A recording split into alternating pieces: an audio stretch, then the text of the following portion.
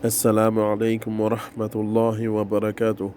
Donc on continue notre série portant sur l'épître de Cheikh Saadi, qu'Allah lui fasse miséricorde, sur les somptuosités qu'a apporté l'islam. On est au cours 3.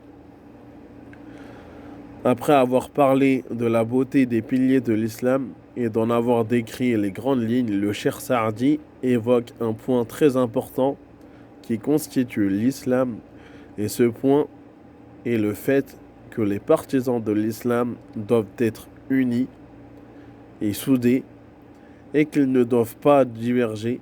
Allah dit dans le sens des versets: Ô les croyants, craignez Allah comme il doit être craint et ne mourrez qu'en pleine soumission. Et cramponnez-vous tous ensemble au câble d'Allah et ne soyez pas divisés. Et rappelez-vous le bienfait d'Allah sur vous. Lorsque vous étiez ennemis, c'est lui qui réconcilia les cœurs. Puis, par son bienfait, vous êtes devenus frères.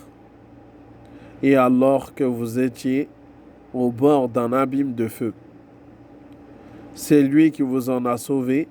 Ainsi, Allah vous montre ses signes afin que vous soyez bien guidés. Fin du verset. C'est sur ces versets que les musulmans doivent se baser, car l'honneur, la puissance des musulmans est dans le fait qu'ils soient réunis, qu'ils écoutent et appliquent les paroles d'Allah, et au contraire, leur avilissement, leur perte de puissance se trouve dans les divergences. Allah dit dans le sens des versets: et obéissez à Allah et à son messager, et ne vous disputez pas, sinon vous fléchirez et perdrez votre force, et soyez endurants, car Allah est avec les endurants. Fin du verset. Mais ce point ne doit pas être pris à la légère. Il y a certes des divergences qui ne sont pas blâmables et d'autres qui le sont.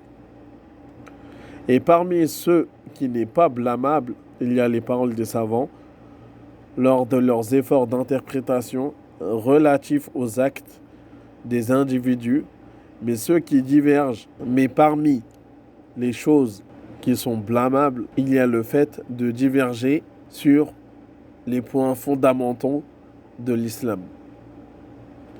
Et bien sûr, et les points qui ne sont pas blâmables, il y a dans cela les paroles des savants lors de leur effort d'interprétation relatif aux actes des individus et leur vivre ensemble. Mais ceux qui divergent sur les fondements de la religion, ce sont eux qui se sont divisés en réalité, car ils n'ont pas écouté les commandements d'Allah, et Allah dit à son prophète, dans le sens des versets: ceux qui émiettent leur religion et se divisent en sectes, de cela tu n'es pas responsable. Tu n'es responsable en rien. Leur sort ne dépend que d'Allah, puis il les informera de ce qu'ils faisaient. Fin du verset. Et le savant Cheikh l'Islam Ibn Taymiyyah, qu'Allah lui fasse miséricorde, a dit: certes, le fait de se réunir va de pair avec la sunna, et le fait de se diviser va de pair avec l'innovation en religion. Le quatrième exemple sur lequel Cheikh Saadi se base dans son épître est l'équité, la perfection des ordres et des interdits en religion, l'esprit de fraternité qui passe au-dessus de tout. Allah nous dit dans le sens des versets: il a uni leur cœur.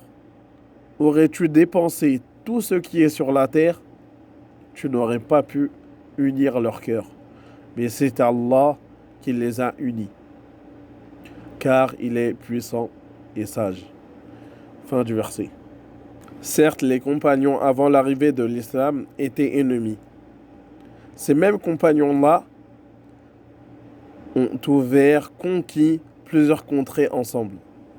Certes, avant, ils ne connaissaient que la guerre pour des futilités. Et bien sûr, le despotisme revenait au plus fort. Puis Allah a répandu son bienfait sur eux.